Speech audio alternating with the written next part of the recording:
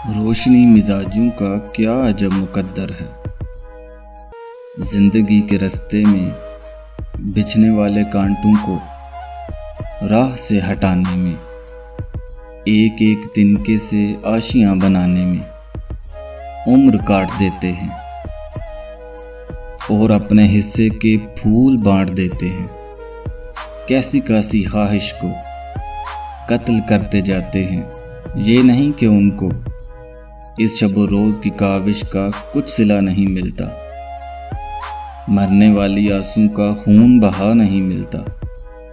जिंदगी के दामन में जिस कदर भी खुशियां हैं, सब ही हाथ आती हैं, सब ही मिल भी जाती हैं, वक्त पर नहीं मिलती, वक्त पर नहीं आती।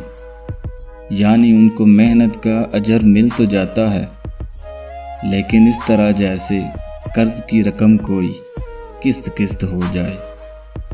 असल जो इबारत हो पसे नोश्त हो जाए। फसले गुल के आखिर में फूल उनके खिलते हैं, उनके सहन में सूरज देर से निकलते हैं।